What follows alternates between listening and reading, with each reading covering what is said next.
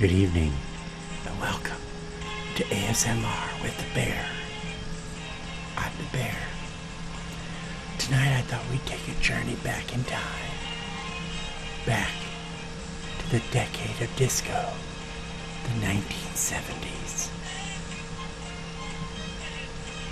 Yes, I was alive in the 70s. I was a teenager. I started high school in 1972, and I graduated in 1976. I lived in the town of Mount Pleasant, Michigan. That's where I went to high school, and that's where I went to college.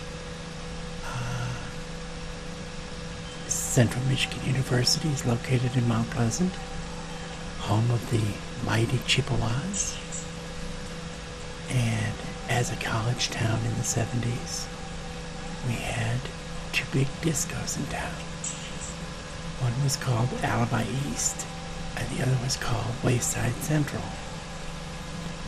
Personally, I preferred the Alibi East because they had the lighted dance floor, and they used the theatrical smoke. And we had a lot of fun there. Danced a lot, drank a lot. We were young and dumb then. Yes, I wore polyester shirts and bell bottoms and platform shoes. No, I never wore a leisure suit. Even back then, I thought they were ugly as hell, so they were out. But, so I thought tonight we would, go back in time and discover some of the things that happened back in the 70s. I thought I'd start with a timeline of the 70s. Of some important historical, socially relevant facts. In 1970, the Aswan High Dam was completed. I believe that's in Egypt. In 1970, the Beatles break up. Computer floppy disks were introduced in 1970.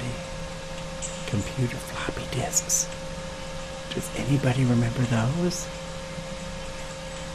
A Palestinian group hijacks 5 planes, and the Kent State shootings occurred in 1970. In 1971, the London Bridge was brought to the U.S. The United Kingdom changed to the decimal system for their currency. Thank God this country has not switched to the metric system. I hate it. VCRs were introduced in 1971. VCRs. It's amazing when you think about how the march of technology has made so many things obsolete. VCRs. I could never understand the selling feature of a VCR when they would tell you that you could pre-program it up to a year in advance. Ooh, who the hell knows what's going to be on TV a year from now? I didn't understand it. In 1972, MASH premiered on TV. Mark Spitz won 7 gold medals at the Olympics. Pocket calculators were introduced. Terrorists attacked the Olympic Games in Munich, and the Watergate scandal began. In 1973, Roe v. Wade legalized abortion in the United States. Paul Getty was kidnapped. The Sears Tower was built. I don't even think it's called the Sears Tower anymore. U.S. pulls out of Vietnam, and the vice president resigns. In 1974, Haile Selassie, the Emperor of Ethiopia, was deposed. Mikhail Baryshnikov defected. Patty Hearst was kidnapped by the Symbionese Liberation Army. Serial killer Ted Bundy began his killing spree. And President Nixon resigns. I wish our current president would resign.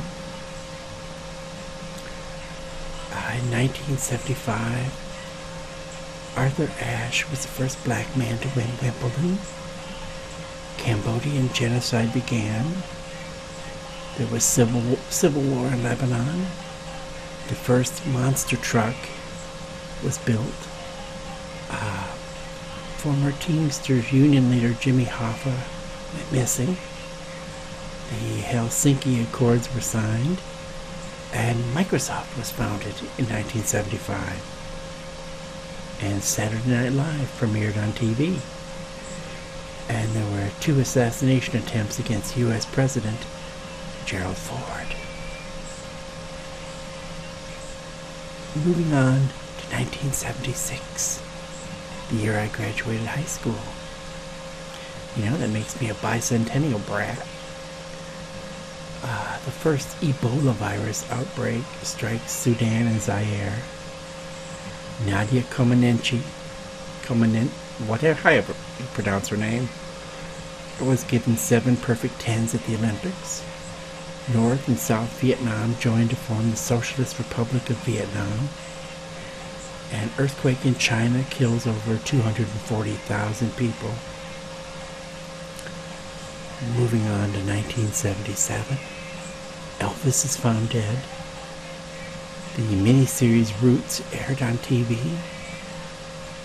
South African anti-apartheid leader Steve Biko is tortured to death. The movie Star Wars is released, and the Trans-Alaska Pipeline System is finished. In 1978, the first test tube baby is born.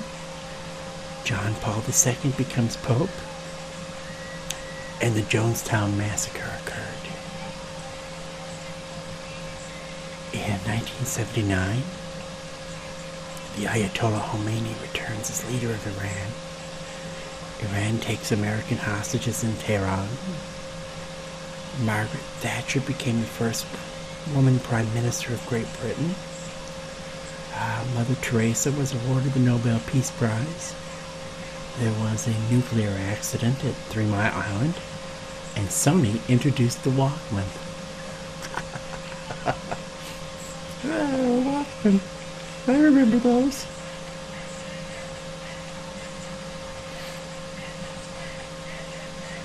That was a long time ago.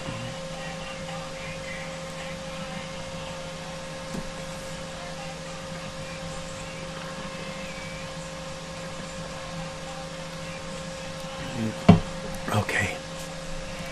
How about some disco trivia? I know you guys will know all these answers. What is the full name of KC and the Sunshine Band? Come on, answer. Hands up. His name was Harry Wayne Casey. The band, who hailed from South Florida, are still performing and making TV appearances. Get Down Tonight and Shake Your Booty are their 2 biggest hits.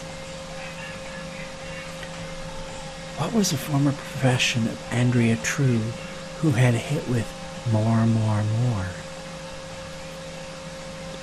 She was a movie actress in adult films. Shh, don't tell anybody that. She attempted to return to the movie business after her 3rd album failed to do well, but being in her 30s was too old to get back into the business. A return to a career in music was impossible due to a goiter on her vocal cords. She now works as a drug and alcohol counselor at a rehab center in Florida. How much did the guy make who did the duck voice in the disco tune Disco Duck? $50. He was involved in a lawsuit in the late 70s to try and recover some of the royalties.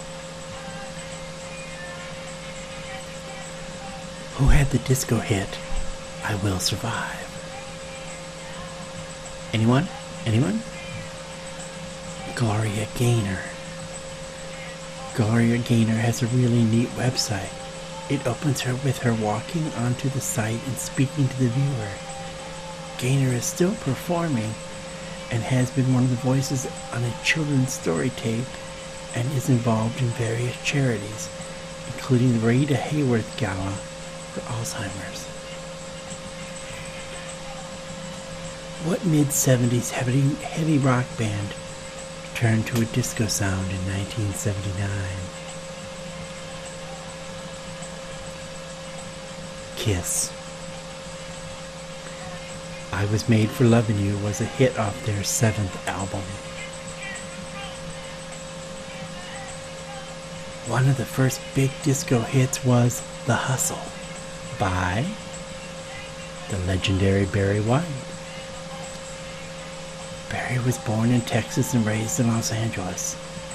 After serving his 4-month jail term, Barry turned from gang life to music. In later life, he declined a voice role in South Park. He was a devout Christian and did not feel comfortable with the show's irreverence. Barry died in 2003 from renal failure at the age of 58.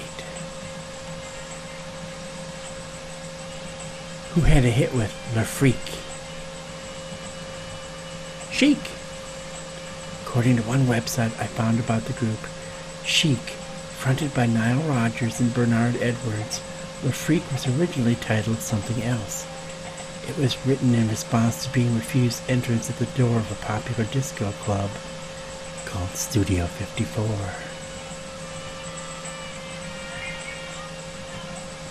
A female artist made a hit recording of a Bee Gees written tune, You Stepped Into My Life. Her name was Melba Moore.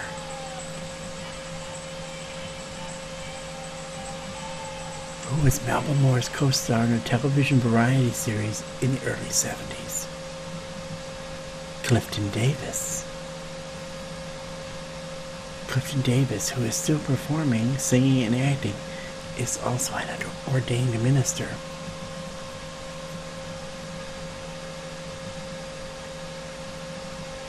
Who made the 1976 hit Disco Duck? Oh, come on. Everybody remembers Disco Duck. It was Rick Dees and his cast of idiots. Believe it or not, Disco Duck went to number 1 on the charts.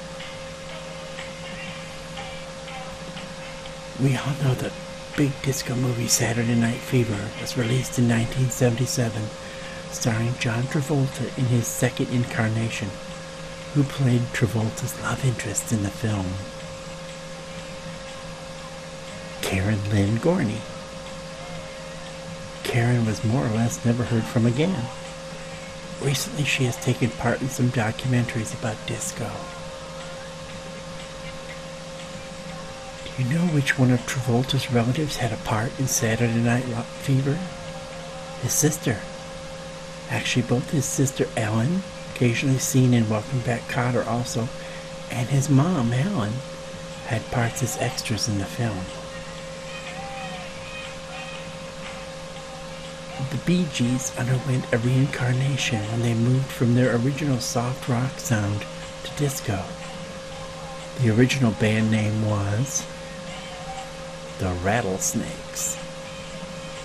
The brothers Gibb endured many hardships over the years: alcoholism, drugs, mental health, and early death of their youngest brother, Andy.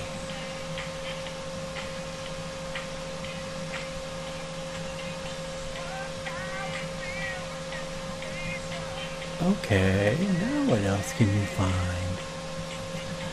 Well, I think I'll call it quits before it gets too boring.